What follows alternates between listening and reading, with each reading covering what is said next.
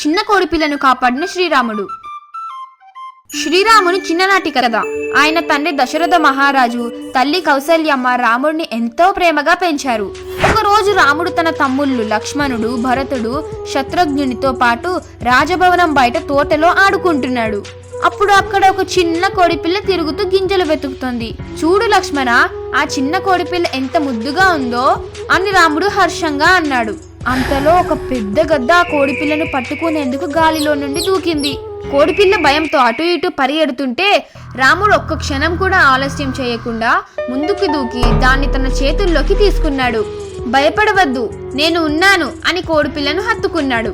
గద్ద మరింత దిగిరావడానికి ప్రయత్నిస్తుండగా రాముడు నేలపై ఒక చిన్న రాయిని తీసుకొని గద్ద వైపు విసిరాడు. గద్ద భయపడి అక్కడి నుండి ఆకాశంలోకి ఎగిరిపోయింది. అంతటా ఆ కోడిపిల్ల రాముడి చేతుల్లో సురక్షితంగా ఉంది. అది తన చిన్న రెక్కలను కొట్టుకుంటూ అని సంతోషంగా అరిచింది. ఇప్పటి నుండి నువ్వు భయపడకు, నువ్వు సురక్షితంగా ఉన్నావు అని రాముడు కోడిపిల్లని మృదువుగా నిమిరాడు. ఆ విషయం తెలిసిన దశరథ మహారాజు, కౌసల్యమ్మ ఎంతో ఆనందపడి, రామా, నీకు చిన్నప్పటి నుంచే ప్రాణుల పట్ల ప్రేమ చాలా ఎక్కువ. నీవు భవిష్యత్తులో గొప్ప ధైర్యవంతుడివవుతావు అని ఆశీర్వదించారు. ఈ కథ ఏం నేర్పుతుందంటే ధైర్యంగా ఉండాలి. ఏ ప్రమాదమైనా ఎదురైనప్పుడు మనం ధైర్యం కోల్పోకూడదు. ప్రతి ఒక్కరూ సురక్షితంగా ఉండాలి. మనం చిన్న జీవులైనా సహాయం చేయాలి. రాముడు తన ప్రేమతో కోడిపిల్లను కాపాడినట్లే మనం కూడా సహాయం చేసే వాళ్ళం కావాలి.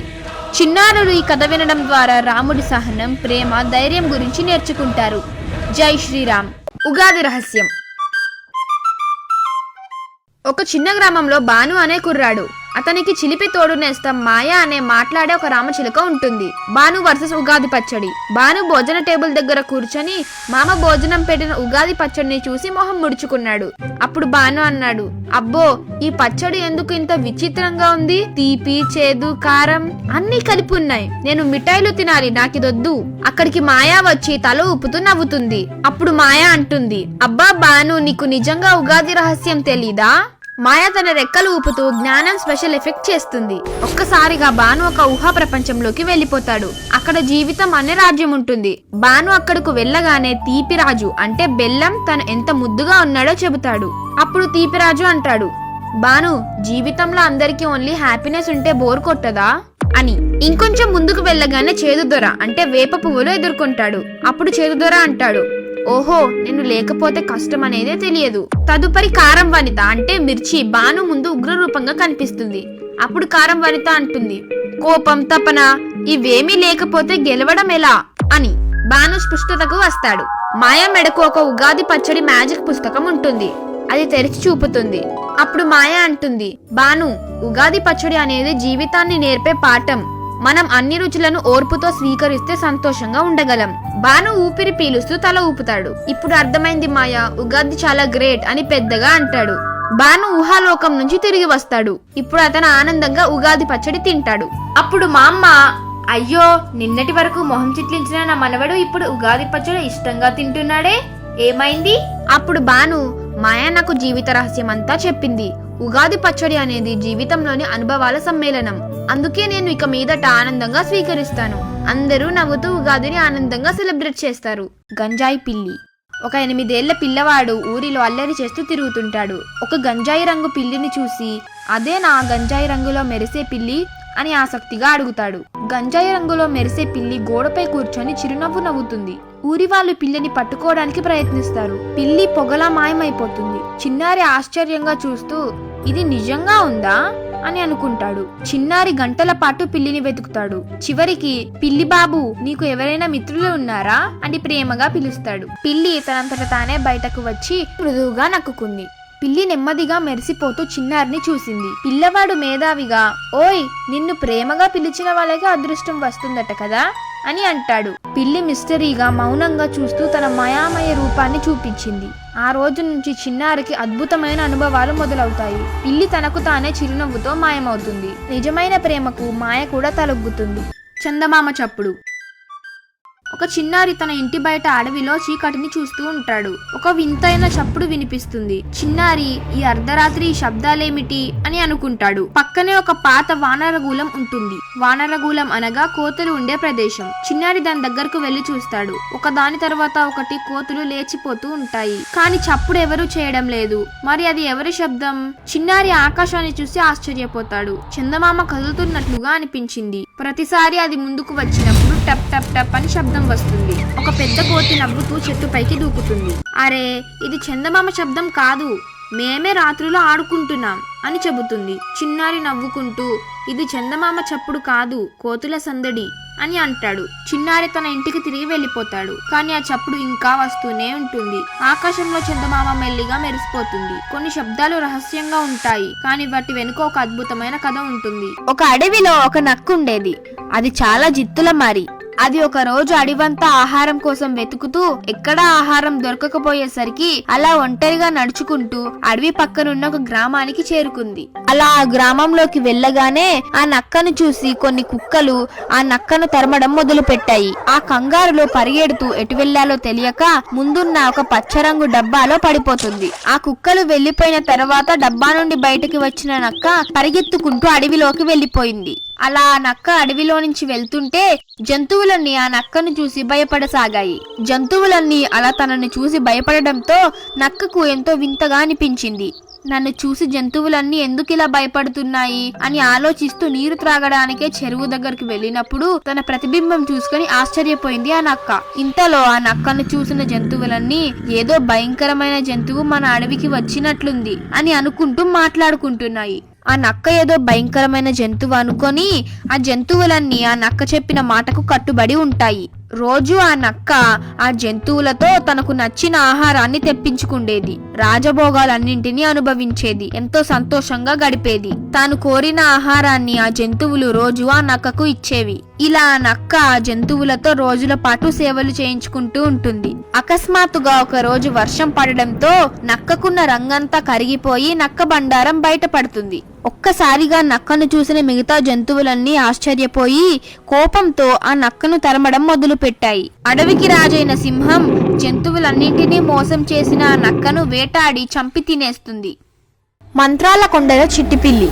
ఒకప్పుడు ఒక ఊరిలో ఒక చిన్న పిల్లి ఉండేది. అది చాలా చురుకైంది, తెలివైంది. పిల్లి పేరు చిట్టి. అది తన యజమాని ఇంట్లో ముద్దుగా పెరిగిన పిల్లి. కానీ ఒక రోజు చిట్టి అడవిలో తప్పిపోయింది. రాత్రి అవుతుండడంతో చిట్టి దారి తప్పి భయపడింది. దారి వెతుకుతూ వెళ్తూ అది ఒక పెద్ద కొండను చేరుకుంది. ఆ కొండ మంత్రాల కొండ అని అందరూ భయపడే ప్రదేశం. చిట్టికి దారి తెలియక కొండలోని ఒక గుహలోకి ప్రవేశించింది. లోపలికి వెళ్ళగానే అక్కడ భయంకరమైన దెయ్యాలు, రాక్షసులు ఉండడం చూసింది. కానీ చిట్టి తట్టుకొని ఆలోచించింది అని నిర్ణయించుకుంది. చిట్టి గుహలో దాచిపెట్టిన ఒక పుస్తకాన్ని చూసింది. అది ఒక మంత్రాల గ్రంథం. దెయ్యాలకు తెలియకుండానే పిల్లి ఆ గ్రంథాన్ని నోటితో పెట్టుకుని బయటకు రావడానికి ప్రయత్నించింది. కానీ అప్పటికే దెయ్యాలు దాన్ని గమనించాయి. అని ఆ పిల్లిని చీల్చి చెండాడాయి. పిల్లి తెలివిగా ఆ పుస్తకంలోని కొన్ని మంత్రాలను చదివింది. ఒక్కసారిగా బలంగా గాలి వీచింది. దెయ్యాలు భయపడి వెనక్కి వెళ్లాయి. మరికొన్ని మంత్రాలు చదవగానే ఆ దెయ్యాలంతా మాయమయ్యాయి. చిట్టి మంత్రాల కొండ నుండి సురక్షితంగా బయటపడింది. తిరిగి ఊరికి వెళ్లి ఆ మంత్ర గ్రంథాన్ని గుడిలో ఉంచింది. అప్పుడు ఊరి ప్రజలు గ్రంథంలోని శక్తిని ఉపయోగించి మంచి పనులు చేయసాగారు. చిట్టిని అందరూ సాహసి పిల్లి అని ప్రశంసించారు. ఆ రోజు నుంచి చిట్టి పిల్లి పేరు మొత్తం ఊరిలో ప్రతిధ్వనించింది. అందరూ దీన్ని మంత్రాల కొండలో విజయం సాధించిన చిట్టి పిల్లి అని సంతోషంగా గుర్తు చేసుకుంటారు. దీని నీతి: తెలివి, ధైర్యంతో ఎలాంటి కష్టాన్నైనా ఎదుర్కోవచ్చు. ఉల్లిపాయ, టమాటో, పచ్చిమిరపకాయ కథ. ఉల్లిపాయ, టమాటో, పచ్చిమిరపకాయ ముగ్గురు మంచి స్నేహితులు. ఒక రోజు ముగ్గురు కలిసి సినిమాకి వెళ్లారు. సినిమా హాల్లో సినిమా చూస్తూ ఎంజాయ్ చేస్తున్నారు. సినిమా చూస్తూ టొమాటో సీట్ పై ఎగురుతూ ఎంజాయ్ చేస్తుంది. సినిమా చూడ్డానికి వచ్చిన ఒక అతను టొమాటో కూర్చునే సీటు పైన కూర్చుంటాడు. ఆ కుర్చీలో ఉన్న టొమాటో చిదిగిపోతుంది. అప్పుడు ఉల్లిపాయ, పచ్చిమిరపకాయ చాలా బాధపడుతూ ఏడుస్తూ సినిమా హాల్లో నుండి బయటికి వచ్చేస్తారు. వాళ్ళిద్దరూ అలా నడుచుకుంటూ వెళ్తుంటారు. పొలం గట్టు మీద ఒక ముసలతను సద్దన్నం తింటుంటాడు. అతనికి సద్దన్నంలో పచ్చిమిరపకాయ తినాలనిపించి నడుచుకుంటూ వెళ్తున్న పచ్చిమిరపకాయను తీసుకొని తినేస్తాడు. ఉల్లిపాయ చాలా బాధపడుతూ ఏడ్చుకుంటూ ఇంటికి వెళ్తుంది. ఆ రాత్రి ఇలా అనుకుంటూ ఉల్లిపాయ చాలా బాధపడుతూ ఏడుస్తుంది.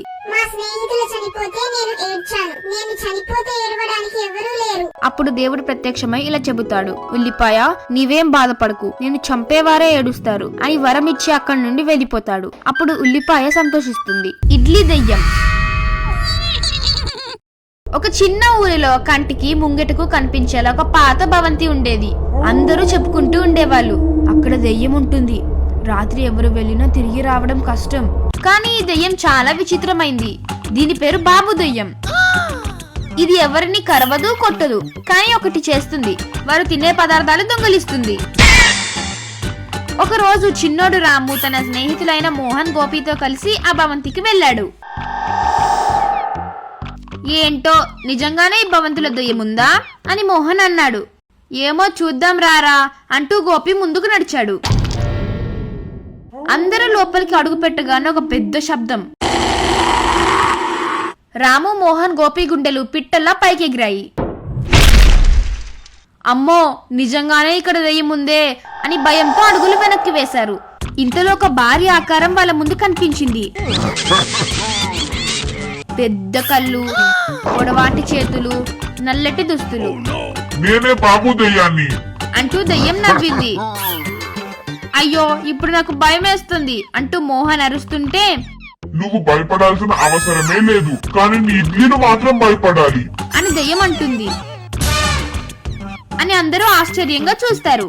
చూసేసరికి మోహన్ చేతిలో ఉన్న ప్లేట్లో నుండి ఇడ్లీలు మాయమైపోయాయి. నేను ఇడ్లీ దొంగ దెయ్యం, నాకు ఇడ్లీలంటే భలే ఇష్టం. ఏంటి, ఇడ్లీలు తినే దెయ్యమా? అవును, ఎవరు నన్ను చూసి భయపడితే వాళ్ళ ఇడ్లీలు మాయమైపోతాయి. ఇంతలో గోపి ఒక ట్రిక్ వేశాడు. ఒక పని చేద్దామా, నీకు భయపడకుండా ఉండగలిగితే నువ్వు మాకు మా ఇడ్లీలు తిరిగిస్తావా అని అడిగాడు. సరే ప్రయత్నించండి అని దెయ్యం సాఫీగా చెప్పింది. రాము, మోహన్, గోపి ముగ్గురు ఒక్కసారిగా దెయ్యం భయపడు అని దెయ్యం మీద దూకారు. బాబు దెయ్యం ఒక్కసారిగా షాక్. అమ్మో నాకు భయం వేస్తుంది, వీళ్ళు నన్నే భయపెట్టేస్తున్నారు అని పెద్దగా అరిచి తినేసిన ఇడ్లీ తిరిగి ఇచ్చేసింది. ఆ తర్వాత నుండి బాబు దెయ్యం భయపెట్టే దెయ్యం కాదు, భయపడే దెయ్యం అయిపోయింది. ఇక ప్రతిరోజు పిల్లలు ఆ ఇంటికి వెళ్లి దెయ్యాన్ని నవ్విస్తూ ఇడ్లీలు తినిపించే పని మొదలు పెట్టారు. ఊళ్ళో వాళ్ళందరికీ దెయ్యం అంటే భయం తగ్గిపోయింది, కానీ ఇడ్లీలకు మాత్రం తగ్గలేదు. మీ ఇంట్లోనే ఇడ్లీలు మాయమవుతున్నాయా? అయితే బాబు దెయ్యం మీ ఇంట్లో కూడా ఉందేమో చూసుకోండి. ఒక అడవిలో ఒక జింక ఉండేది. అది చాలా అందంగా ఉండేది, కానీ చిన్న శబ్దం వచ్చినా భయపడేది. ఒక రోజు జింక కుందేలు దగ్గరికి వచ్చి, నేను ఎప్పుడూ భయపడుతూ ఉంటాను, ఎవరైనా వచ్చి నన్ను పట్టుకుంటారేమో అని భయం వేస్తుంది, నేను నిద్ర కూడా పోలేను. అప్పుడు కుందేలు, నువ్వు తెలివిగా ఉన్నావంటే ఎవరూ నిన్ను పట్టుకోలేరు, భయం కన్నా తెలివి మిన్నా. కానీ జింక కుందేలు మాటను నమ్మలేదు. ఒక రోజు ఓ వేటగాడు జింకను పట్టుకోవడానికి వచ్చాడు. జింక ఆ వేటగాన్ని చూసి పరిగెత్తింది, కానీ మార్గంలో చిక్కుకుంది. కుందేలు ఇది గమనించి తన తెలివిని ఉపయోగించింది. కుందేలు వేటగాడి దగ్గరకు వెళ్లి ఇలా అంది, ఓ వేటగాడా, ఈ జింక నీదే, కానీ ముందు దాన్ని మోచేతిని బంధించు, లేకపోతే అది తప్పించుకోవచ్చు కదా. వేటగాడు జింకను వదిలేసి ఒక తాడు తీసుకురావడానికి వెళ్ళాడు. ఈలోపు కుందేలు జింకతో, ఇప్పుడు నీకు అర్థమైంది కదా, భయం కాదు తెలివే రక్షిస్తుంది అని చెప్పింది. జింక వెంటనే తప్పించుకుని అడవిలోకి పారిపోయింది. దీని నీతి, భయం మన సమస్యలను పరిరక్షించదు, తెలివిగా ఆలోచించి నిర్ణయాలు తీసుకుంటే ఎలాంటి ప్రమాదం నుండి అయినా బయటపడవచ్చు. ముగ్గురు మిత్రులు. ఒకసారి ఒక అడవిలో హంస, కప్ప, తాబేలు అనే 3 మంచి స్నేహితులు జీవించేవారు. అవి ఎప్పుడూ కలిసి ఉండేవి, ఒకరికొకరు సహాయం చేసుకునేవి. ఒక రోజు ఒక వేటగాడు అక్కడికి వచ్చి తాబేలు నెమ్మదిగా నడుస్తుందనుకొని దాన్ని పట్టుకుంటాడు. దీన్ని చూసిన హంస, కప్ప చాలా భయపడ్డాయి. తాబేలును ఎలా రక్షించాలా అని ఆలోచించాయి. కప్ప తన తెలివిని ఉపయోగించి వేటగాడి దారిలో ముందుగా ఒక లోతైన కుంట వద్ద ఉప్పొంగుతూ కనిపించింది. వేటగాడు ఈ కప్పను పట్టుకోవాలి అని అనుకొని తాబేలును పక్కన పడేసి కప్పను పట్టుకునేందుకు వెళ్లిపోయాడు. దీన్ని చూసిన హంస తాబేలును నోట పట్టుకుని చెరుకు పొదల్లో దాచేసింది. ఇంతలో వేటగాడి వల నుండి కప్ప తప్పించుకుంది. వేటగాడు తిరిగి వచ్చేసరికి తాబేలు ఎక్కడా కనిపించలేదు. అలా ఇద్దరు మిత్రులు కలిసికట్టుగా తమ మిత్రుడిని రక్షించాయి. నీతి, అసలైన మిత్రులు ఎప్పుడూ సహాయం చేస్తారు, ధర్మాన్ని పాటిస్తేనే విజయం మనదవుతుంది. మబ్బుల రాజ్యం. ఒకప్పుడు ఆకాశంలో మబ్బుల రాజ్యం ఉండేది. అక్కడ మబ్బుల రాజు తన ప్రజలైన తెల్లటి మబ్బులు, నీలిరంగు మబ్బులు, నల్లని మబ్బులతో కలిసి ఆనందంగా జీవించేవాడు. ఒక రోజు పొడిబారిన భూమి కింద నుండి ప్రార్థనలు చేసింది. ఓ మబ్బుల రాజా, మా నేల పొడిగా మారింది, చెట్లు ఎండిపోతున్నాయి, నీ వర్షపు నీటిని మాపై కురిపించు. దాన్ని విన్న మబ్బుల రాజు తన మబ్బులను పిలిచి, నీరు కురిపించండి అని ఆజ్ఞ ఇచ్చాడు. కొన్ని మబ్బులు ఆప్యాయంగా వర్షాన్ని కురిపించాయి. కాని మరికొన్ని సాయంకాల మబ్బుల్లా మాత్రమే కనిపించి వెళ్లిపోయాయి. అది చూసిన రాజుకు చాలా కోపం వచ్చింది. అప్పటి నుండి కేవలం మంచి మబ్బులు మాత్రమే వర్షాన్ని కురిపించే అవకాశం పొందాయి. బాధ్యత లేని మబ్బులను గాలులు దూరంగా తీసుకెళ్లాయి. నీతి: బాధ్యతగా వ్యవహరించే వారికి అసలైన విలువ ఉంటుంది. గద్ద మరియు కాకి. ఒక రోజు ఒక గద్ద ఆకాశంలో ఎగురుతూ భూమిపై ఏదైనా ఆహారం కనిపిస్తుందేమోనని వెతుకుతుంది. దానికి ఒక పొదలో ఒక కుందేలు కనిపించడంతో అది ఒక్కసారిగా వేగంగా కిందకి దూకి తన పదునైన గోళ్లతో పట్టుకుని పైకి ఎగిరింది. దీన్ని చూసిన ఒక కాకి గద్ద ఎంత చాకచక్యంగా ఆహారం తీసుకుంటుందో అని ఆశ్చర్యపోయింది. నాకు కూడా ఇదే తరహా బుద్ధి ఉంటే ఎంత బాగుంటుందో అని ఆలోచించింది. అది కొంతసేపు గద్దెను గమనించి ఎలా దూకాలో నేర్చుకోవాలనుకుంది. కాకి కూడా గద్దల ఆహారం పట్టుకోవాలని నిశ్చయించుకుంది. కొన్ని రోజుల తర్వాత కాకికి ఒక గొర్రె పిల్ల కనిపించింది. అది గద్దను అనుసరించాలనుకుని పైనుంచి వేగంగా దూకింది. అయితే గద్దలా కాకపోవడం వల్ల కాకి గొర్రె పిల్లను ఎత్తలేకపోయింది. పైగా తన రెక్కలు గందరగోళం అయ్యాయి. ఈ గందరగోళాన్ని చూసిన గొర్రెల కాపరి ఈ కాకి నాపై దాడి చేసిందా అని కోపంతో వచ్చి కాకిని పట్టుకొని చెట్టుకు కట్టేశాడు. కాకి తన మూర్ఖత్వాన్ని గుర్తించి నేను గద్దెను అనుసరించాలనుకున్నాను, కానీ నా బలం, అనుభవం తక్కువగా ఉందనే విషయం మర్చిపోయాను అని బాధపడింది. నీతి: తెలివితేటలు అనుభవంతో రావాలి. కేవలం చూసి అనుసరించడం కాకుండా నిజమైన పరిజ్ఞానం, అనుభవం అవసరం. నక్క మరియు బాతుపిల్లలు. ఒక పొడవాటి చెరువు దగ్గర బాతు తల్లి తన పిల్లలతో ఆనందంగా ఉంటుంది. ఒకరోజు ఓ మాయమాటల నక్క ఆ చెరువుకి వచ్చింది. అది బాతు పిల్లలను చూసింది. వాటిని మోసం చేసి వాటిని తినేయాలనుకుంది. అరే బాతు పిల్లలు, మీరంతా ఎంతో అందంగా ఉన్నారు. మీ ఈదుడు చూసి నాకు చాలా ఆశ్చర్యంగా ఉంది. నేను కూడా నీటిలో ఈదడం నేర్చుకోవాలి. మీరు నాకు నేర్పిస్తారా అని అడిగింది నక్క. కానీ వాటిలో ఒక చిన్న బాతు మాత్రం నక్కను నమ్మలేదు. అది తల్లి బాతుతో మాట్లాడి ఆ మోసాన్ని గుర్తించింది. తల్లి బాతు తన పిల్లలందరికీ ఒక చక్కటి ప్రణాళిక చెప్పింది. మనం ఒకరికొకరు తోడుగా ఉంటే ఎవరికీ భయం అవసరం లేదు అని చెప్పింది. పెద్దగా శబ్దం చేయడం మొదలు పెట్టాయి. వాటి గలాలు కలిసిపోయి పెద్ద మోతగా మారింది. అంతే, చెరువు పక్కనే ఉన్న ఇతర పక్షులు, జంతువులు కూడా అలర్ట్ అయ్యాయి. నక్క ఈ గొడవ చూసి భయపడి అక్కడి నుండి పరిగెత్తింది. నీతి: ఏకతా గొప్పతనం. కలిసికట్టుగా ఉంటే ఎంతటి ప్రమాదాన్నైనా ఎదుర్కోగలం. పర్యావరణం కాపాడాలి, కాకిలా ముందుండాలి. ఒక అందమైన అడవిలో కాలి అనే కాకి ఉండేది. కానీ అది కేవలం సాధారణ కాకి కాదు, ఎకో వారియర్. చెట్లను నాటేది. ఒక చెట్టు నాటితే భూమి కృతజ్ఞత చెప్తుంది.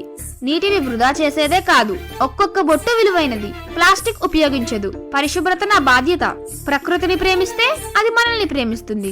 గాలి, నీరు, భూమి ఇవి బిగ్ ట్రెజర్. ఏం జరిగిందంటే ఒక రోజు అడవిలో కార్చిచ్చు మొదలైంది.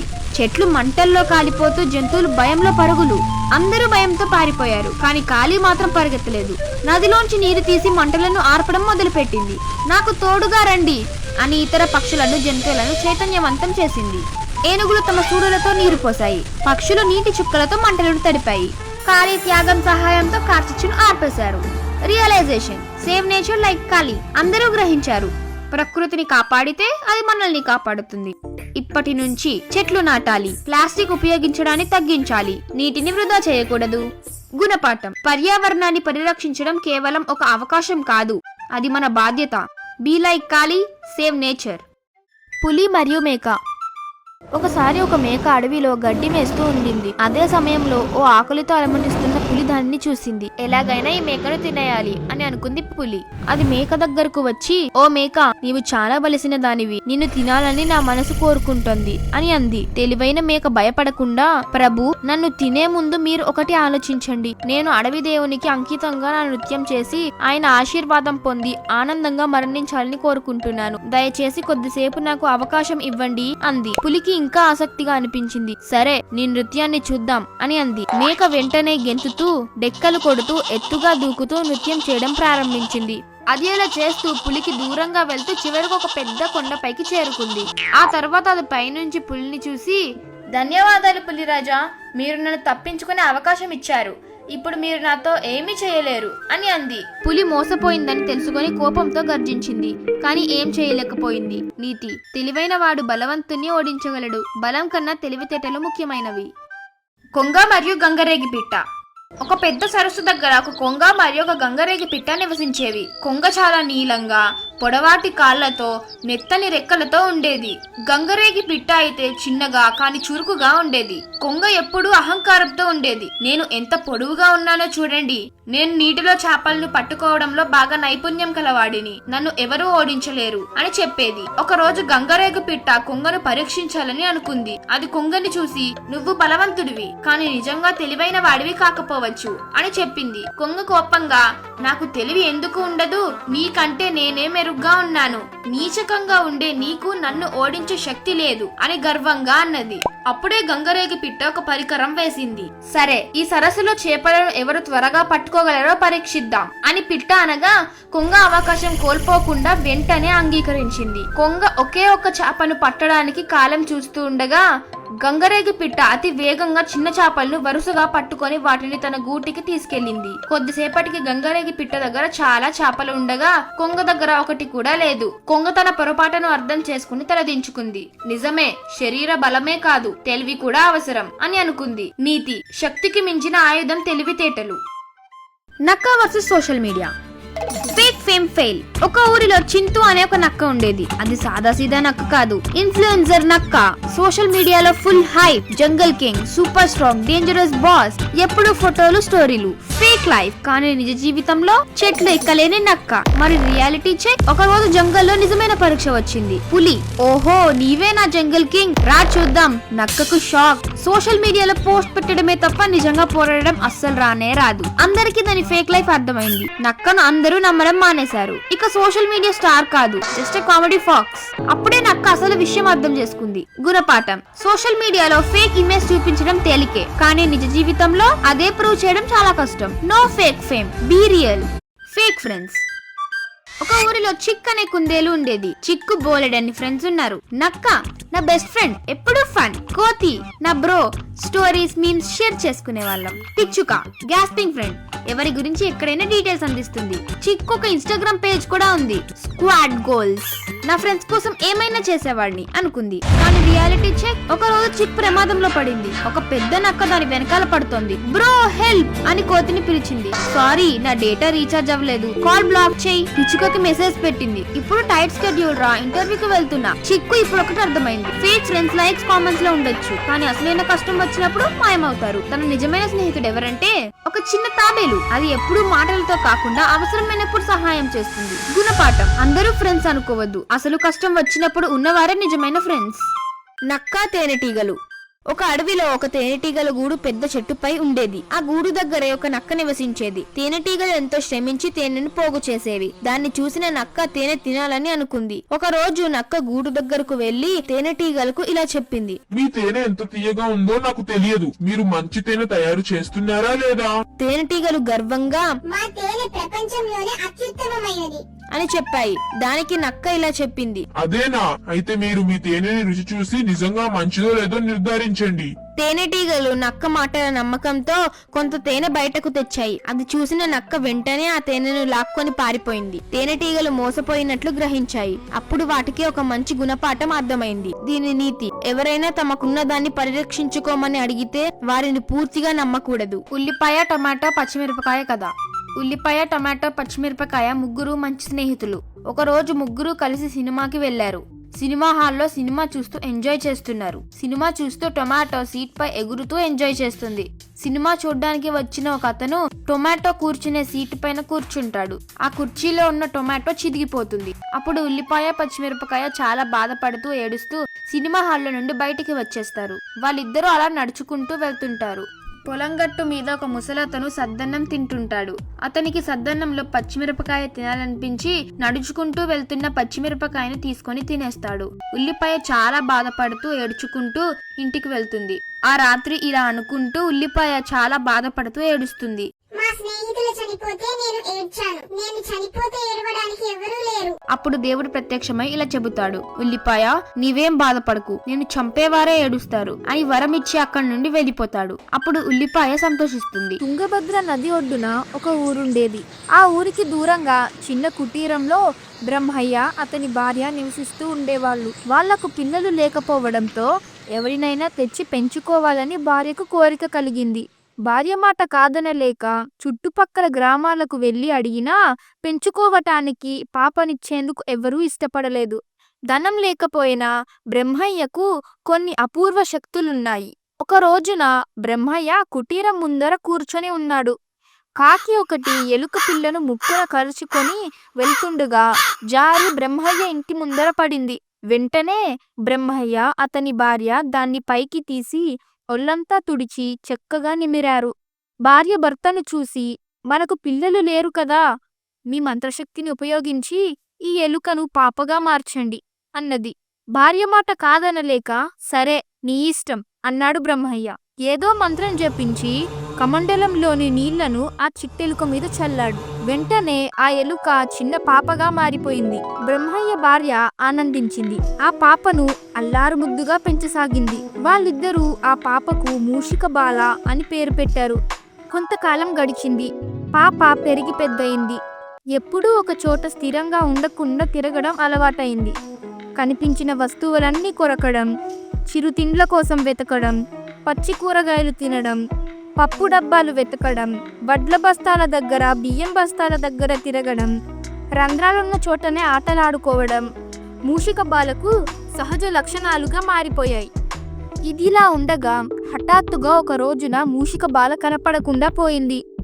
రాత్రి పొద్దుపోయేదాకా కూడా మూషిక బాల కనిపించకపోవడంతో బ్రహ్మయ్య దంపతులకు ఆందోళన అధికమైంది. ఉదయం లేవగానే పరిసరాలన్నీ వెతికారు. ఎక్కడా కనబడలేదు. కనిపించిన వాళ్ళందరినీ అడుగుతూ ఊళ్ళోకి వెళ్లారు. ఆనవాళ్లను బట్టి అటువంటి బాలిక శివాలయంలో కనిపించిందని ఒక ఆయన చెప్పారు. మీరు చెప్పిన గుర్తులన్నీ ఉన్న బాలికను నేను శివాలయంలోనే చూశాను. ఆలయ ప్రాంగణంలో వినాయక నవరాత్రుల సందర్భంగా పెద్ద వినాయక విగ్రహం ఒకటి ఏర్పాటు చేశారు. నిన్న ఉదయం నుంచి ఆ బాలిక అక్కడే ఉన్నది అని అసలు సంగతి చెప్పాడు ఆ మనిషి. వెంటనే బ్రహ్మయ్య అతని భార్య శివాలయానికి వెళ్లారు. అక్కడ మూషిక బాల పూజారి దగ్గరే కూర్చొని పూజలో అతనికి సాయం చేస్తూ ఉంది. భక్తులకు ప్రసాదం ఇస్తుంది. తదేకంగా వినాయకున్నే చూస్తూ తన్మయమైపోతుంది. తల్లిదండ్రులను చూసి తననక్కడ నుంచి తీసుకెళ్లిపోతారేమోనని భయంతో దేవుడి విగ్రహం వెనుకకు వెళ్లి దాక్కుంది. విషయం గ్రహించిన బ్రహ్మయ్య వినాయకుడి పట్ల మూషిక బాలకున్న భక్తి గ్రహించి దగ్గరికి పిలిచాడు. భయంగానే తండ్రి వద్దకు వచ్చిన మూషిక బాల, నాన్నగారు, నన్ను ఇక్కడ నుంచి తీసుకెళ్ళకండి, నవరాత్రులు అయిపోయేదాకా నేను ఇక్కడే ఉంటాను అని బ్రతిమిలాడుకుంటూ కన్నీళ్లు పెట్టుకుంది. తల్లి వద్దని మందలించబోయింది. కానీ తండ్రి కూతురి జన్మ విశేషాన్ని గ్రహించి, సరేనమ్మా, ఉత్సవాలు అయ్యేదాకా ఇక్కడే ఉండు, కానీ నిన్ను చూడకుండా మేం ఉండలేము కదా, రోజు ఉదయమే ఇంటికి వచ్చి స్నానం చేసి మళ్ళీ పూజ సమయానికి ఇక్కడికి వచ్చే అని అన్నాడు. ఇష్టం లేకపోయినా తండ్రి మాట కాదనలేక సరేనన్నది మూషిక బాల. అయితే నవరాత్రుల తర్వాత కూడా మూషిక బాలలో మార్పు రాలేదు. వినాయక నిమజ్జనం తరువాత కూడా ఆ అమ్మాయి తెల్లవారుజాము నుంచి రాత్రి ముగిసేదాకా గుడిలోనే ఉండేది. శివాలయంలో వినాయకుడి విగ్రహం దగ్గరే సమయం గడిపేది. శివుడు కంటే గొప్పగా వినాయకుడికే పూజాధికారాలు చేసేది. వినాయకుడికి సమర్పించిన నైవేద్యమే తినేది. కూతురులోని ఈ విపరీత ధోరణి బ్రహ్మయ్యకు నచ్చలేదు. బడిలో వేస్తే మార్పు వస్తుందని ఆశించి స్థానిక ప్రాథమిక పాఠశాలలో చేర్పించాడు. అయినా రోజు గుడికి వెళ్ళి బడివేల దాకా వినాయకుడి సేవలో గడిపేది. సెలవు రోజుల్లో అయితే ఇంటి ముఖం కూడా చూసేది కాదు. బడిలో కూడా బాగా అల్లరి చేసేది. ఎక్కడా స్థిరంగా ఉండేది కాదు. పుస్తకాలన్నీ కొరికేది. మూషిక బాల 4వ తరగతిలో ఉండగా ఒక సంఘటన జరిగింది. బడి పిల్లలను తీసుకొని వాళ్ళ టీచర్ అడవిలోని చెరువు దగ్గరికి పిక్నిక్ తీసుకువెళ్లారు. దారిలో గీత అనే ఒక బాలిక ప్రమాదవశాత్తు ఆ అడవిలో వేటగాడు పన్నిన వలలో ఇరుక్కుంది. ఎంతమంది ప్రయత్నించినా ఆ వల నుంచి గీతను తప్పించలేకపోయారు. అప్పుడు మూషిక బాల తన పదునైన పళ్ళతో ఆ వల తాళ్లను క్షణాల్లో కొరికి గీతను కాపాడింది. దాంతో పిల్లలందరికీ మూషిక బాల పట్ల ప్రత్యేక అభిమానం ఏర్పడింది. పరుగు పందెంలో కూడా ప్రతిసారి మూషిక బాలదే మొదటి బహుమతి. మెల్లమెల్లగా మూషిక బాలకు చదువు పట్ల ఇష్టం పెరిగి కళాశాల విద్య కూడా నిరాఘాటంగా పూర్తి చేసింది. పెళ్ళీడు రాగానే అమ్మాయికి పెళ్లి చేయాలనుకున్నారు బ్రహ్మయ్య దంపతులు. మీ మంత్రశక్తిని మరోసారి ఉపయోగించి అమ్మాయికి యోగ్యుడైన భర్తను తీసుకొని రండి అన్నది అతని భార్య. నా కూతురు పెళ్లి చేసుకుంటానంటే సూర్యుడినైనా తెచ్చి చేస్తా అన్నాడు బ్రహ్మయ్య. మీకు అంత శక్తి ఉందని నాకు తెలుసు. సూర్యుడే మన అల్లుడవుతాడంటే ఇంకేం కావాలి, నిజం చేయండి అన్నది అతని భార్య. బ్రహ్మయ్య సరేనని కళ్ళు మూసుకొని ధ్యానం చేయగా వెంటనే సూర్యుడు ప్రత్యక్షమయ్యాడు. తన కూతుర్ని పెళ్లి చేసుకోమని సూర్యుడిని అడిగాడు. మీ అమ్మాయిని పెళ్లి చేసుకోవడం నాకు ఇష్టమే, కానీ ఆమెకు నేను నచ్చానో లేదో అడగండి అన్నాడు సూర్యుడు. వెంటనే బ్రహ్మయ్య తన కూతుర్ని పిలిచి అడిగాడు, నాన్న, మీరు తెచ్చిన వరుడు బాగానే ఉన్నాడు, కానీ మరీ వెలుగులు చిమ్ముతున్నాడు. ఇంతటి మిరుమిట్లు గొలిపే కాంతిని నేను భరించలేను అంటూ కళ్ళు మూసుకొని, ఇంతకంటే మంచివరుడు ఎవరూ లేరా అన్నది. సూర్యుడి కంటే గొప్పవాడెవరా అని ఆలోచించాడు బ్రహ్మయ్య. వెంటనే సూర్యుడు బ్రహ్మయ్యను చూసి, నాకంటే మేఘుడు గొప్పవాడు అన్నాడు. ఒక్కొక్కసారి దట్టమైన మేఘాలు నేను పూర్తిగా భూమిపైకి కనపడకుండా మూసేస్తాయి అంటూ సూర్యుడు వెళ్ళిపోయాడు. ఇంతలో మేఘుడొచ్చాడు. మా మూషిక బాలను పెళ్లి చేసుకుంటావా అన్నాడు బ్రహ్మయ్య. కుమార్తెను కూడా అడిగాడు. వెంటనే మూషిక బాల ఒక్క నిమిషం ఆ మేఘుడిని చూసి, నాన్న, వరుడు అందగాడే, కానీ నల్లగా ఉన్నాడు. ఇంతకంటే గొప్ప వరుణ్ణి ఎవరినైనా చూడండి అన్నది. బ్రహ్మయ్య మేఘుడి దిక్కు చూశాడు.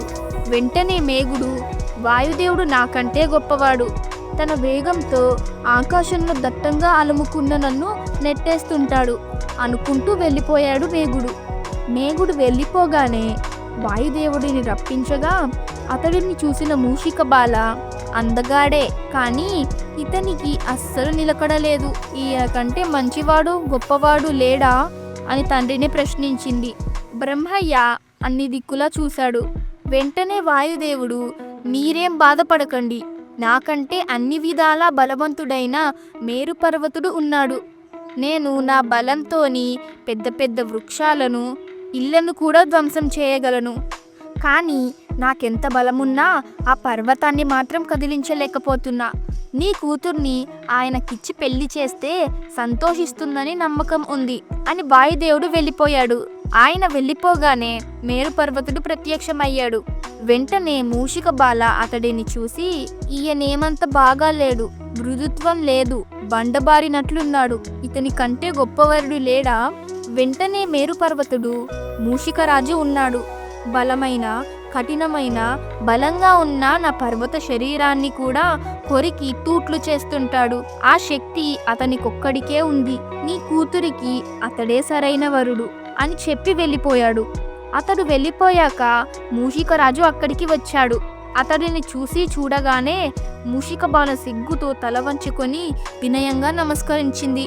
ఈ వరుడు ఎంత బాగున్నాడో, ఇంత మంచి వాడిని దగ్గరలోనే ఉంచుకొని సూర్యుడని, వాయువని, మేఘుడని ఎవరినెవరినో ఎందుకు చూపించారు? ఏమైతేనేమి, ఆలస్యం చేయకుండా ఈ అందగాన్ని పెళ్లి చేసుకోవడానికి అనుమతించండి అన్నది. వెంటనే తల్లిదండ్రులు మూషికరాజుకు, మూషిక బాలకు పెళ్లి చేసి వాళ్ళను తమ దగ్గరే ఉంచుకుందాం అనుకున్నారు. కానీ మూషిక బాల పెళ్లి కాగానే వాళ్ళను వదిలి భర్తతో వెళ్ళిపోయింది. బ్రహ్మయ్య అతని భార్య ఆశ్చర్యపోయి, అందరికంటే ధనవంతుడు, యోగ్యుడు, చక్కటి అందగాడు, చదువుకున్నవాడైన వరుడిని తేవాలనుకున్న విధిని ఎవరు తప్పించగలరు? దీని బుద్ధి పోనిచ్చుకోలేదు. ఎలుకగా పుట్టింది, ఎలుకనే పెళ్లాడింది, ఏమిటో ఈ మాయ అనుకుంటూ బాధను డాన్స్ చేసే చేపలు. ఒకసారి ఒక మత్స్యకారుడు తన వేణువుపై మధురమైన సంగీతాన్ని వాయించేవాడు. ఒకరోజు అతను తన వేణువు మరియు చేపల బుట్టను తీసుకొని చేపలు పట్టుకోవడానికి చెరువు దగ్గరికి వెళ్ళాడు. అక్కడ ఒక ఎత్తైన రాతిపై కూర్చున్నాడు. తన వేణువులోని మధురమైన సంగీతానికి ఆకర్షితులై చేపలు తన బుట్టలోకి వచ్చి పడిపోతాయని ఆశతో తన వేణువును వాయించడం ప్రారంభించాడు. కానీ చుట్టూ ఎక్కడా చేపలు రాలేదు. ఆ మత్స్యకారుడు నిరాశ చెందాడు. అతను తిరిగి ఇంటికి వెళ్లి తన వలతో తిరిగి వచ్చి దాన్ని నీటిలో విసిరాడు. అతను ఒక బుట్ట కంటే ఎక్కువ చేపలను పట్టుకున్నాడు. చేపలు ఇంకా సజీవంగానే ఉన్నాయి. బుట్టలో మెలి తిరుగుతూ దూకుతున్నాయి. ఏం తెలివి తక్కువ చేపలు! నేను ఫ్లూట్ వాయించినప్పుడు ఇవి డాన్స్ చేయలేదు, కానీ ఇప్పుడు నేను నా ఫ్లూట్ వాయించినప్పుడు ఇవి డాన్స్ చేస్తున్నాయి అని జాలారి అనుకున్నాడు. నిజానికి చెప్పాలంటే ఇక్కడ జాలారి చాలా మూర్ఖమైన వాడు. కానీ ఇక్కడ నీతి చూడండి. పంది ముందు ముత్యాలు చల్లడం వృధా. 7 తోకల ఎలుక. ఒక గ్రామంలో ఎలుకల జంట నివసించేది. ఒక రోజు భార్య ఎలుక 3 ఎలుక పిల్లలకు జన్మనిచ్చింది. దానిలో ఒక ఎలుకకు 7 తోకలు ఉన్నాయి. దురదృష్టవశాత్తు ఒక పిల్లి 2 ఎలుక పిల్లలను తినేసింది. మరియు 7 తోకలు గల ఎలుక పిల్ల మాత్రమే జీవించింది. 7 తోకలు గల ఎలుక పిల్ల పెరిగి పాఠశాలలో చేరింది. పాఠశాలలోని దాని తోటి విద్యార్థులు ఇదిగో 7 తోకలతో ఎలుక వచ్చింది అని ఎగతాళి చేసేవారు. అమ్మా, నా 7 తోకల కోసం నా పాఠశాలలోని ఎలుకలన్నీ నన్ను ఆట పట్టిస్తున్నాయి అని అది ఫిర్యాదు చేసింది. దానితో తల్లి ఎలుక దానిని దర్జీ వద్దకు తీసుకెళ్లింది. దయచేసి నా బిడ్డ తోకలలో 6 కత్తిరించండి అని చెప్పింది. మరుసటి రోజు అది పాఠశాలకు వెళ్ళినప్పుడు అతని స్నేహితులు 6 తోకలు పోయాయి కానీ 1 మిగిలింది అని ఆట పట్టించారు. పాపం పిల్ల ఎలుక మళ్ళీ తన తల్లికి ఫిర్యాదు చేసింది. తల్లి దానితో మిగిలిన తోకను కూడా కత్తిరించమని దానికి చెప్పింది. పిల్ల ఎలుక దర్జీ దుకాణానికి వెళ్లి తన మిగిలిన తోకను కూడా కత్తిరించమని అడిగింది.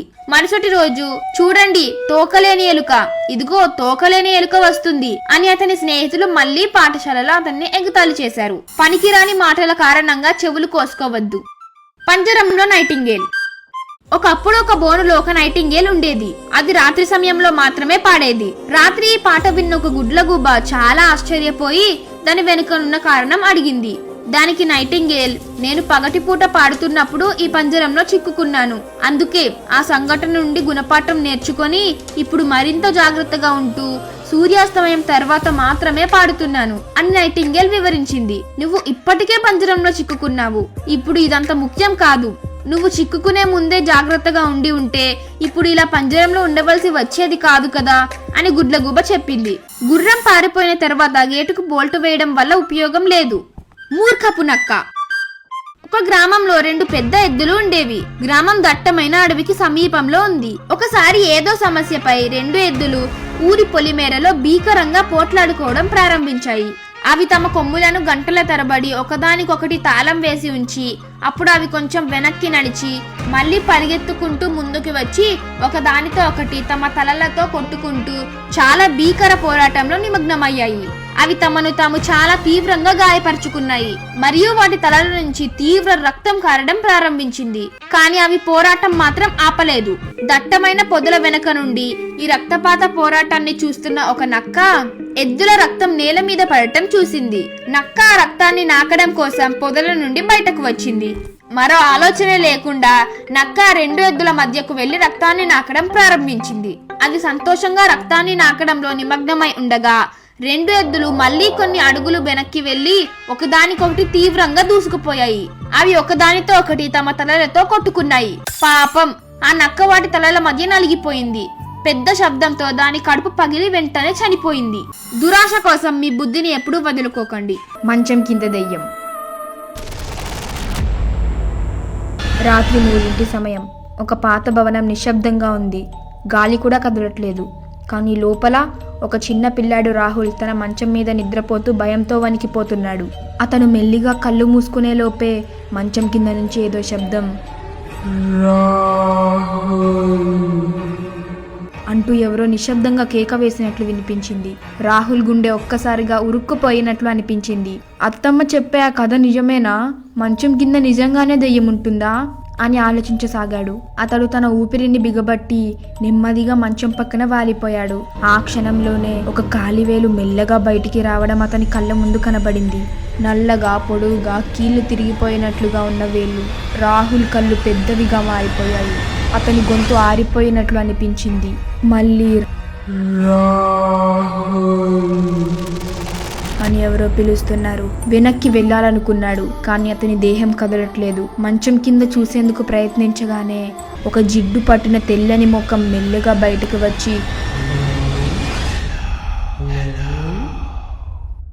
అతన్ని నేరుగా చూసింది. పొడవాటి నల్లని జుట్టు, తిప్పినట్లు ఉన్న ఎర్రటి కళ్ళు, రక్తంతో తడిసిన పెదాలు. అప్పటికే భయంతో గుండె ఆగిపోతుందనుకున్న రాహుల్ కేక వేయడానికి నోరు తెరిచాడు. కానీ ఒక మాయ అతని గొంతు బిగుసుకుపోయింది. ఒక చల్లటి చేతివేళ్లు అతని కాళ్లను పట్టుకొని మంచం కిందకి లాగేయడం మొదలుపెట్టాయి.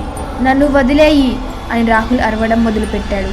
కానీ దెయ్యం అతన్ని పూర్తిగా మంచం కిందకి లాక్కెళ్ళిపోయింది. రాహుల్ కుటుంబం ఉదయం అతని గదిలోకి వచ్చేసరికి మంచం కింద వేలాడుతున్న రక్తంతో తడిసిన బట్టలు తప్ప ఏమీ కనిపించలేదు. అప్పటి నుండి ఆ పాత భవనం లోపల ఎవరూ ఉండట్లేదు.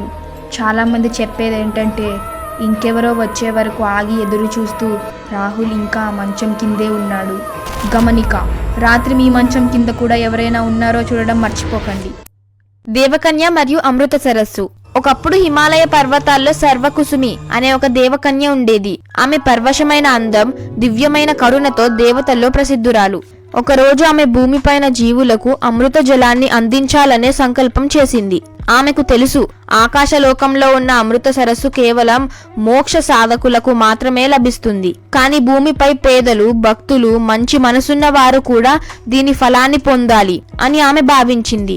ఆమె విష్ణుమూర్తిని ప్రార్థించింది. విష్ణుమూర్తి మృదువుగా నవ్వి, నీ హృదయం ఎంతో శుద్ధమైనది, కానీ నువ్వు ప్రయత్నించి అమృతాన్ని తెచ్చుకోగలవా అని అడిగాడు. సర్వకుసుమి తన దేవదూతల రూపాన్ని మార్చుకొని ఒక సాధారణ గిరిజన యువతిగా భూమికి వచ్చింది. ఆమె అనేక పర్వత మార్గాలు దాటి ప్రాణాలకు తెగించి అమృత సరస్సు దగ్గరికి చేరుకుంది. ఆమె నీటిని తాకగానే సరస్సు వెంటనే స్వర్ణమయమైన కమలాలతో వికసించిపోయింది. ఆమె మణిహారం ఆ నీటిలో పడగానే ఆ శుభజలాలు భూమి వైపు ప్రవహించసాగాయి. భూమి మీద అనేక నదులు, సరస్సులు పుష్కలంగా నిండిపోయాయి. ఆమె త్యాగాన్ని గమనించిన దేవతలు ఆమెకు సత్యసంధ అనే బిరుదు ఇచ్చారు. భూమి మీద ఉన్న పావన జలాలు ఇప్పటికీ దేవకన్య సర్వకుసుమి ఆశీస్సులతోనే ఉన్నాయని చెబుతారు. నీతి: శుద్ధమైన హృదయంతో చేసే ప్రయత్నం ఎప్పుడూ విజయం సాధిస్తుంది. ఒకప్పుడు కోశల రాజ్యాన్ని చంద్రగుప్తుడు అనే ఒక రాజు పరిపాలించేవాడు. ఆయన చాలా ధనవంతుడు, తేజోవంతుడైన పాలకుడు. ఆయన భార్య పేరు శకుంతలాదేవి. వారి ఒక్కగానొక్క కొడుకు అశోకగుప్తుడు రాజభవనంలో అల్లారముద్దుగా పెరిగాడు. అతనికి గర్వం కూడా ఎక్కువ. అశోకగుప్తుడు పెళ్లి చేసుకునే వయసుకి రాగా చంద్రగుప్తుడు అతనికి ఒక పెద్ద స్వయంవరాన్ని ఏర్పాటు చేశాడు.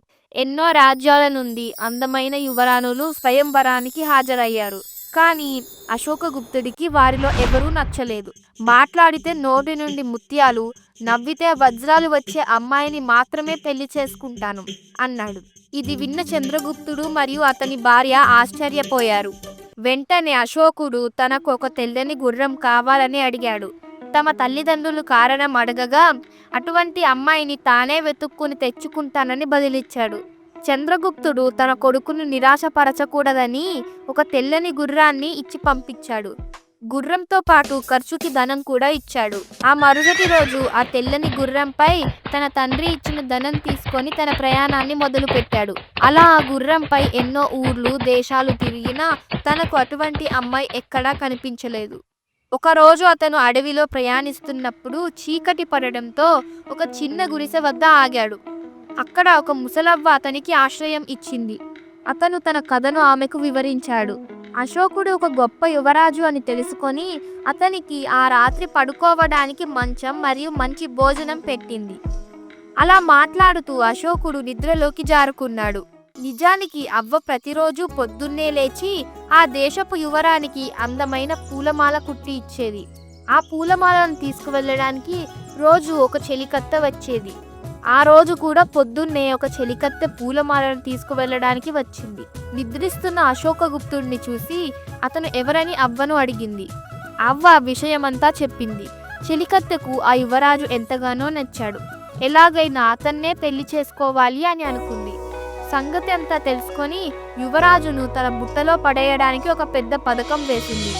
పూలమాలను త్వరగా యువరానికి ఇచ్చి ఎంతో అందంగా తయారయ్యి తన నోట్లో ముత్యాలు, వజ్రాలు పెట్టుకొని యువరాజు వెళ్లే దారిలో ఎదురుపడింది.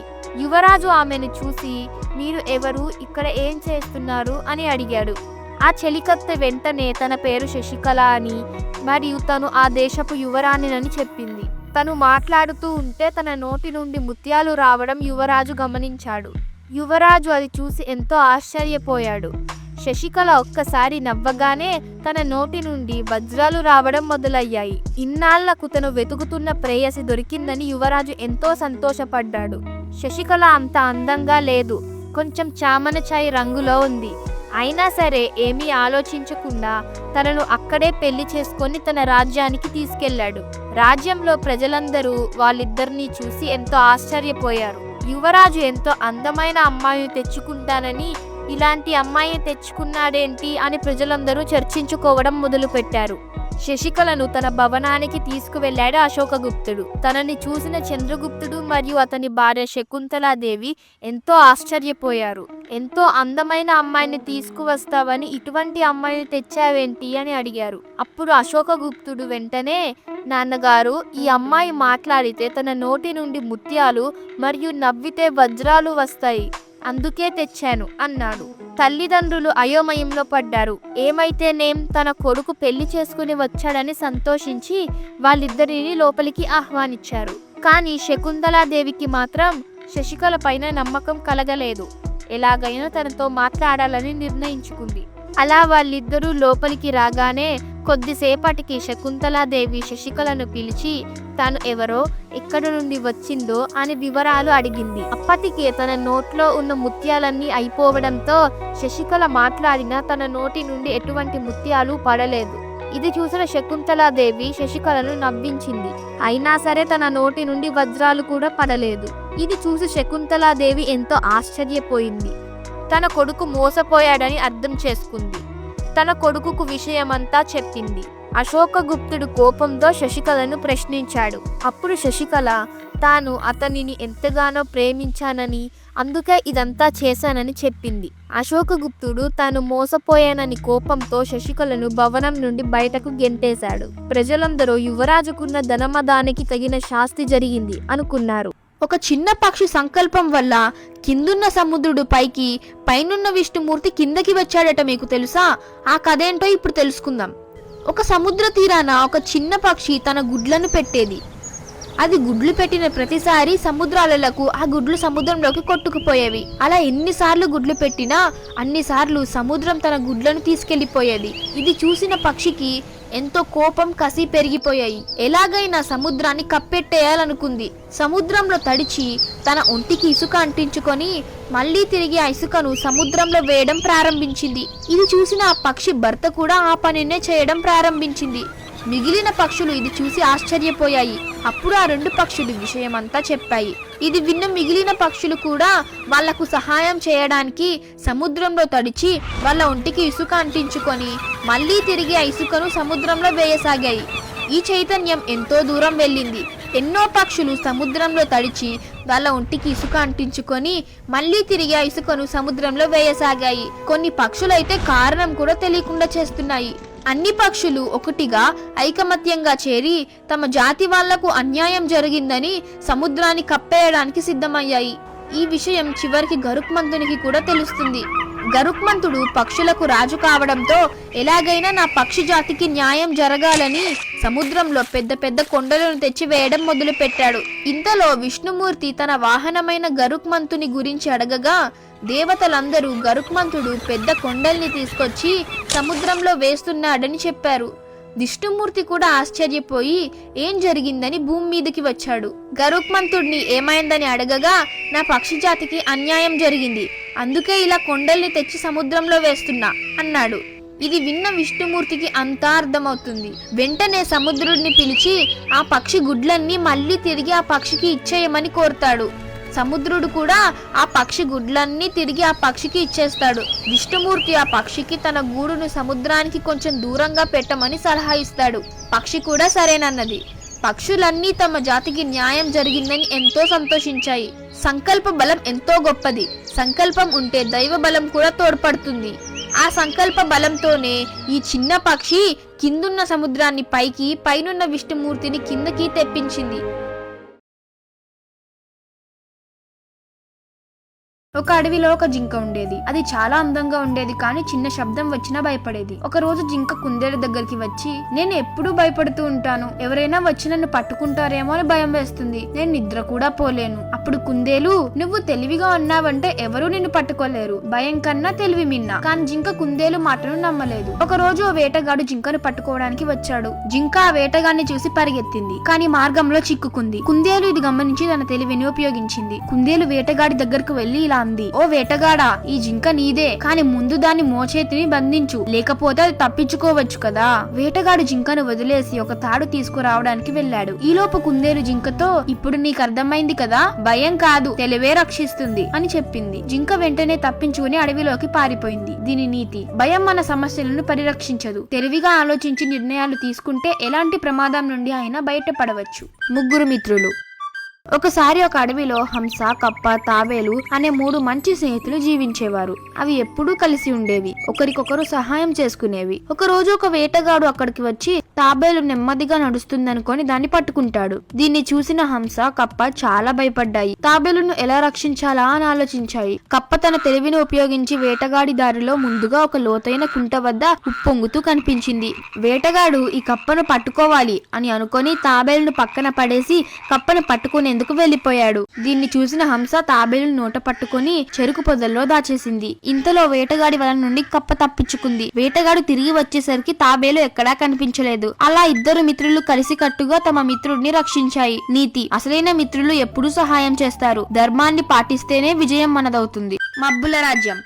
ఒకప్పుడు ఆకాశంలో మబ్బుల రాజ్యం ఉండేది. అక్కడ మబ్బుల రాజు తన ప్రజలైన తెల్లటి మబ్బులు, నీలిరంగు మబ్బులు, నల్లని మబ్బులతో కలిసి ఆనందంగా జీవించేవాడు.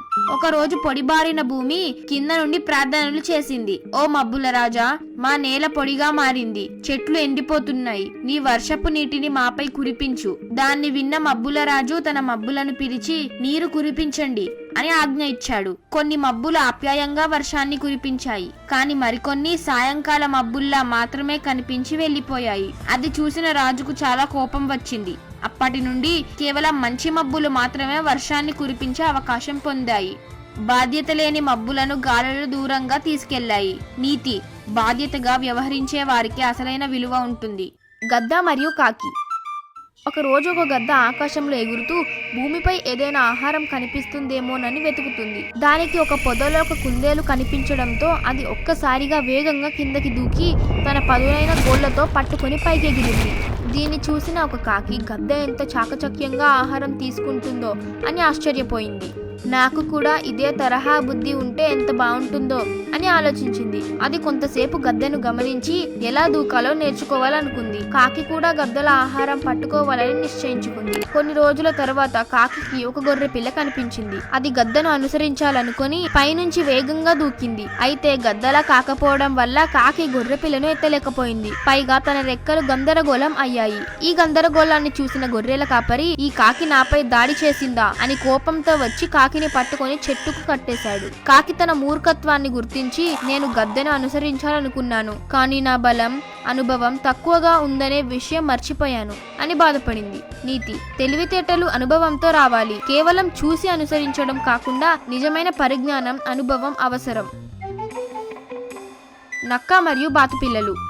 ఒక పొడవాటి చెరువు దగ్గర బాతు తల్లి తన పిల్లలతో ఆనందంగా ఉంటుంది. ఒకరోజు ఓ మాయమాటల నక్క ఆ చెరువుకి వచ్చింది. అది బాతు పిల్లలను చూసింది. వాటిని మోసం చేసి వాటిని తినేయాలనుకుంది. అరే బాతు పిల్లలు, మీరంతా ఎంతో అందంగా ఉన్నారు. మీ ఈదుడు చూసి నాకు చాలా ఆశ్చర్యంగా ఉంది. నేను కూడా నీటిలో ఈదడం నేర్చుకోవాలి. మీరు నాకు నేర్పిస్తారా అని అడిగింది నక్క. కానీ వాటిలో ఒక చిన్న బాతు మాత్రం నక్కను నమ్మలేదు. అది తల్లి బాతుతో మాట్లాడి ఆ మోసాన్ని గుర్తించింది. తల్లి బాతు తన పిల్లలందరికీ ఒక చక్కటి ప్రణాళిక చెప్పింది. మనం ఒకరికొకరు తోడుగా ఉంటే ఎవరికీ భయం అవసరం లేదు అని చెప్పింది. పెద్దగా శబ్దం చేయడం మొదలు పెట్టాయి. వాటి గలాలు కలిసిపోయి పెద్ద మోతగా మారింది. అంతే, చెరువు పక్కనే ఉన్న ఇతర పక్షులు, జంతువులు కూడా అలర్ట్ అయ్యాయి. నక్క ఈ గొడవ చూసి భయపడి అక్కడి నుండి పరిగెత్తింది. నీతి, ఏకతా గొప్పతనం. కలిసికట్టుగా ఉంటే ఎంతటి ప్రమాదాన్నైనా ఎదుర్కోగలం.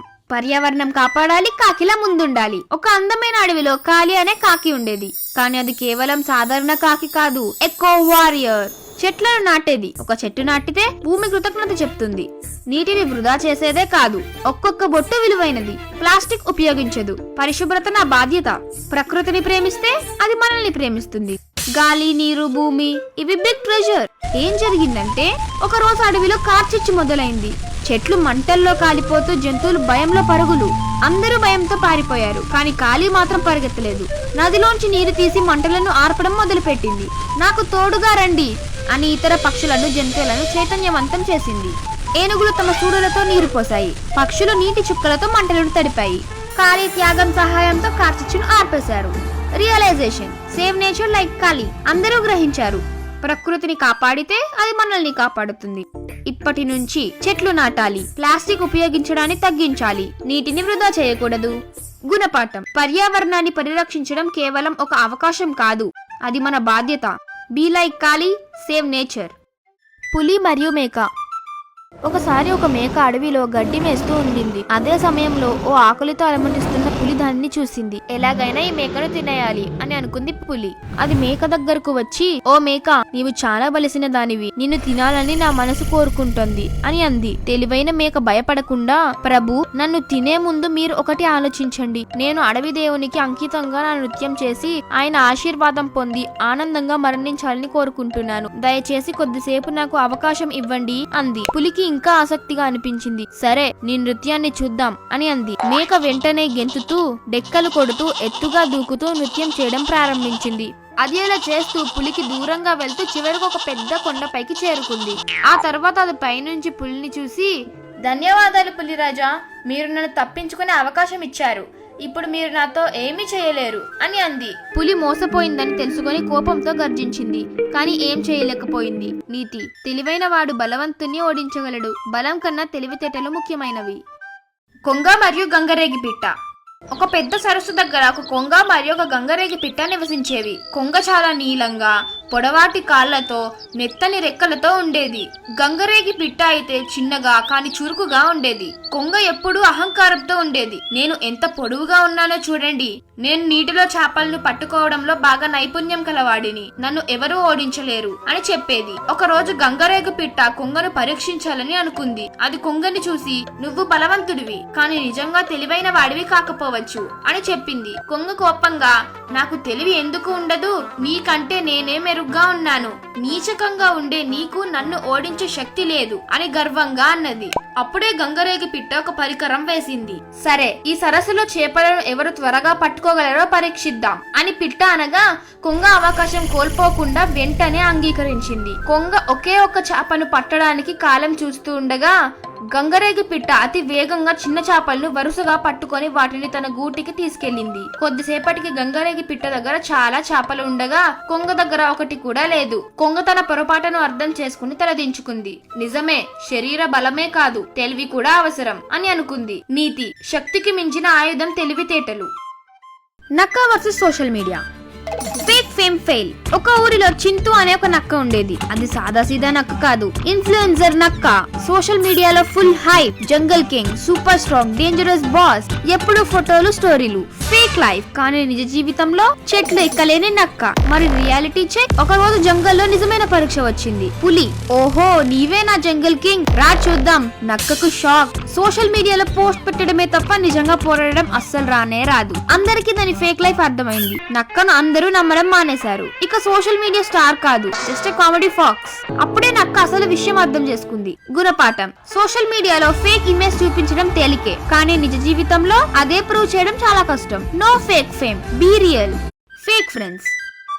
ఒక ఊరిలో చిక్ అనే కుందేలు ఉండేది. చిక్కు బోలెడన్ని ఫ్రెండ్స్ ఉన్నారు. నక్క నా బెస్ట్ ఫ్రెండ్, ఎప్పుడు ఫన్. కోతి నా బ్రో, స్టోరీస్, మీమ్స్ షేర్ చేసుకునే వాళ్ళం. పిచ్చుక గ్యాస్పింగ్ ఫ్రెండ్, ఎవరి గురించి ఎక్కడైనా డీటెయిల్స్ అందిస్తుంది. చిక్కు ఒక ఇన్స్టాగ్రామ్ పేజ్ కూడా ఉంది. స్క్వాడ్ గోల్స్, నా ఫ్రెండ్స్ కోసం ఏమైనా చేసేవాడిని అనుకుంది. కానీ రియాలిటీ చెక్. ఒక రోజు చిక్ ప్రమాదంలో పడింది. ఒక పెద్ద నక్క దాని వెనకాల పడుతోంది. బ్రో హెల్ప్ అని కోతిని పిలిచింది. సారీ, నా డేటా రీఛార్జ్ అవ్వలేదు, కాల్ బ్లాక్ చేయి. పిచ్చుకకి మెసేజ్ పెట్టింది. ఇప్పుడు టైట్ స్కెడ్యూల్ రా, ఇంటర్వ్యూకి వెళ్తున్నా. చిక్కు ఇప్పుడు ఒకటి అర్థమైంది. ఫేక్ ఫ్రెండ్స్ లైక్స్, కామెంట్స్ లో ఉండొచ్చు, కానీ అసలైన కష్టం వచ్చినప్పుడు మాయమవుతారు. తన నిజమైన స్నేహితుడు ఎవరంటే ఒక చిన్న తాబేలు. అది ఎప్పుడు మాటలతో కాకుండా అవసరమైనప్పుడు సహాయం చేస్తుంది. గుణపాఠం: అందరూ ఫ్రెండ్స్ అనుకోవద్దు, అసలు కష్టం వచ్చినప్పుడు ఉన్నవారే నిజమైన ఫ్రెండ్స్. నక్క తేనెటీగలు.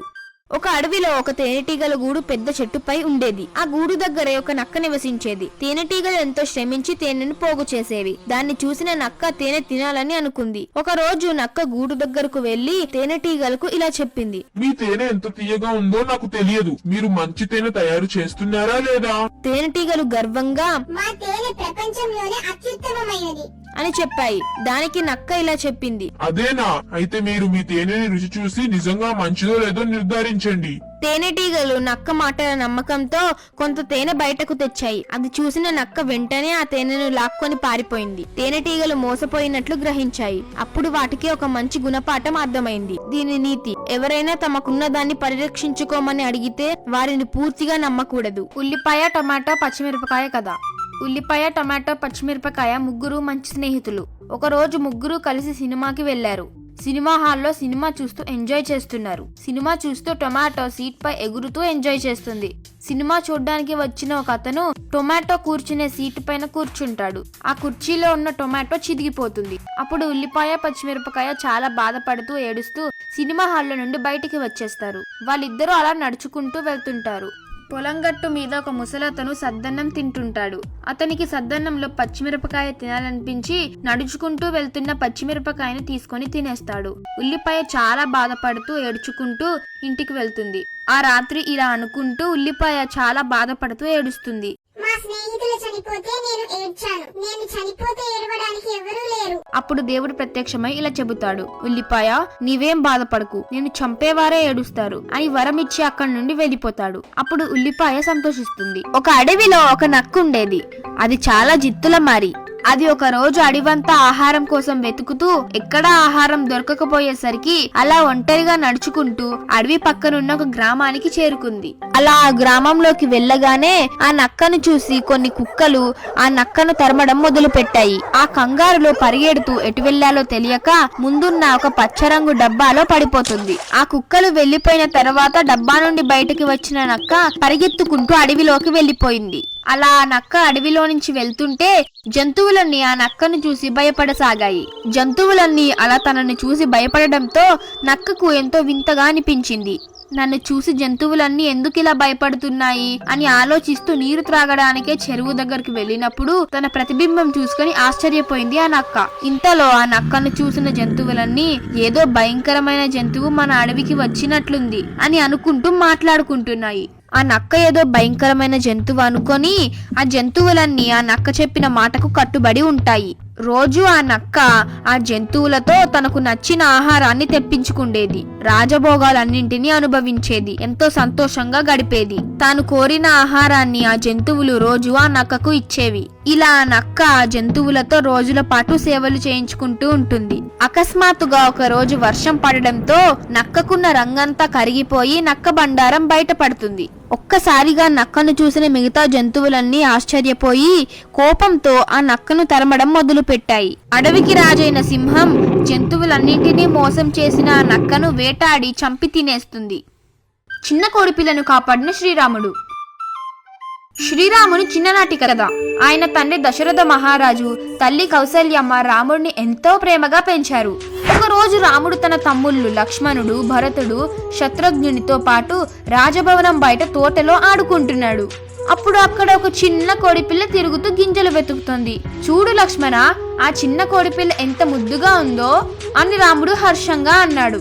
అంతలో ఒక పెద్ద గద్ద ఆ కోడిపిల్లను పట్టుకునేందుకు గాలిలో నుండి దూకింది.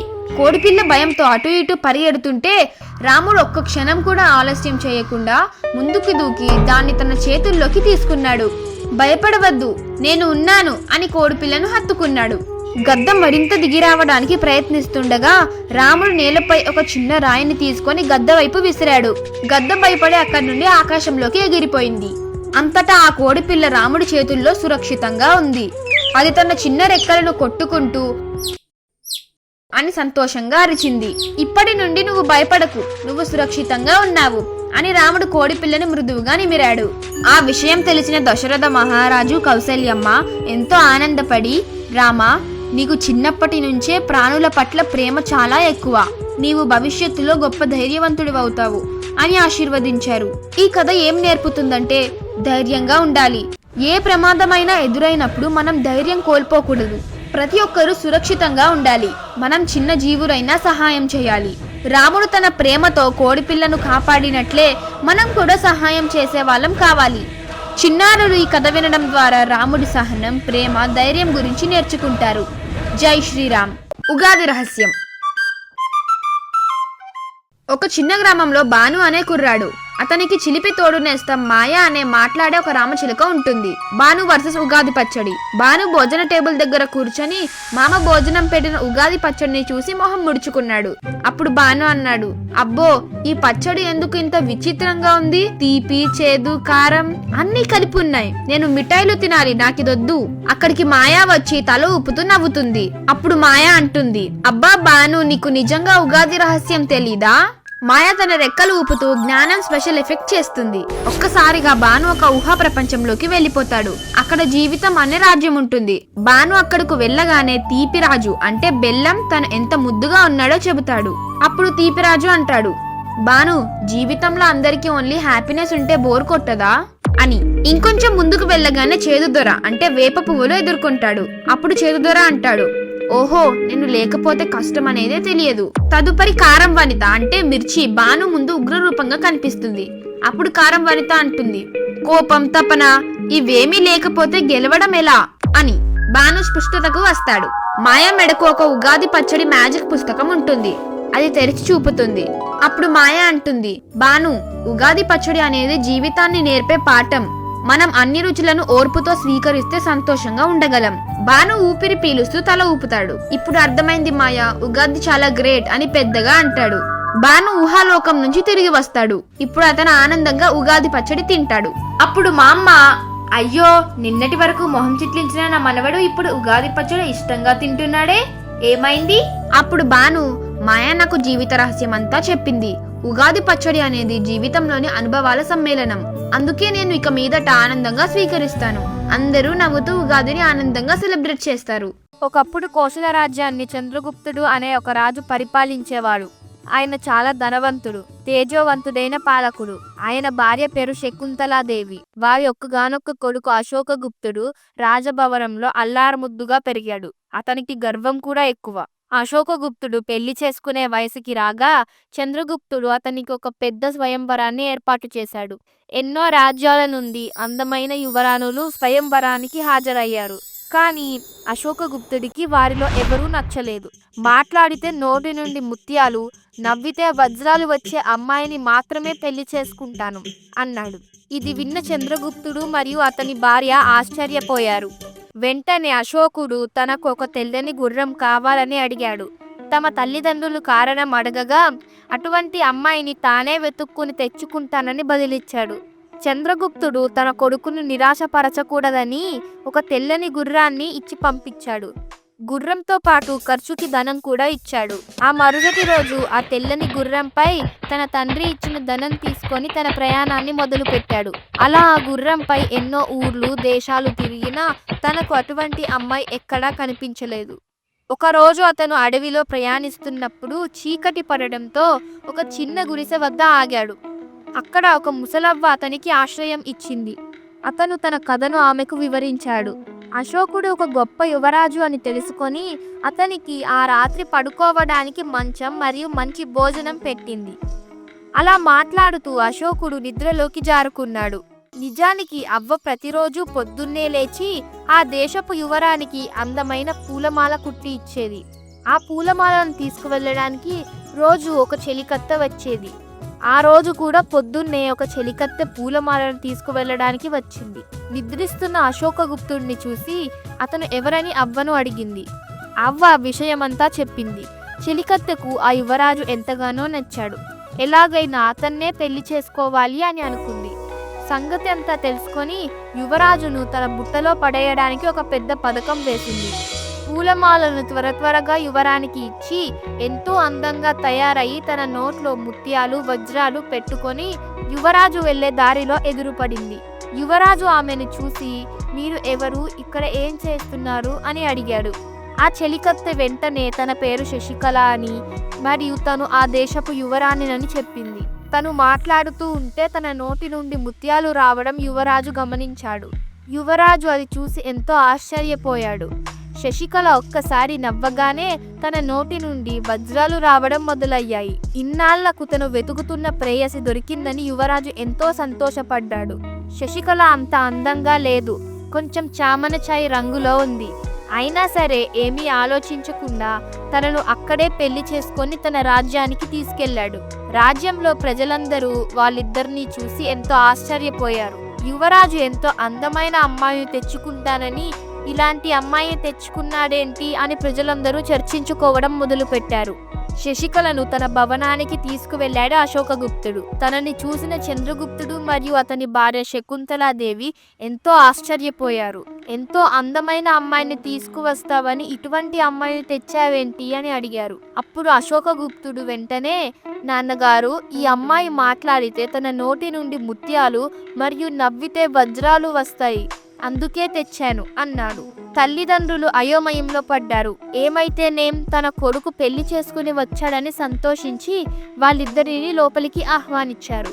కానీ శకుంతలాదేవికి మాత్రం శశికళ పైన నమ్మకం కలగలేదు. ఎలాగైనా తనతో మాట్లాడాలని నిర్ణయించుకుంది. అలా వాళ్ళిద్దరూ లోపలికి రాగానే కొద్దిసేపటికి శకుంతలాదేవి శశికళను పిలిచి తాను ఎవరో, ఎక్కడి నుండి వచ్చిందో అని వివరాలు అడిగింది. అప్పటికే తన నోట్లో ఉన్న ముత్యాలన్నీ అయిపోవడంతో శశికళ మాట్లాడినా తన నోటి నుండి ఎటువంటి ముత్యాలు పడలేదు. ఇది చూసిన శకుంతలాదేవి శశికళను నవ్వించింది. అయినా సరే తన నోటి నుండి వజ్రాలు కూడా పడలేదు. ఇది చూసి శకుంతలాదేవి ఎంతో ఆశ్చర్యపోయింది. తన కొడుకు మోసపోయాడని అర్థం చేసుకుంది. తన కొడుకుకు విషయమంతా చెప్పింది. అశోకగుప్తుడు కోపంతో శశికళను ప్రశ్నించాడు. అప్పుడు శశికళ తాను అతనిని ఎంతగానో ప్రేమించానని, అందుకే ఇదంతా చేశానని చెప్పింది. అశోకగుప్తుడు తాను మోసపోయానని కోపంతో శశికళను భవనం నుండి బయటకు గెంటేశాడు. ప్రజలందరూ యువరాజుకున్న ధనమదానికి తగిన శాస్తి జరిగింది అనుకున్నారు.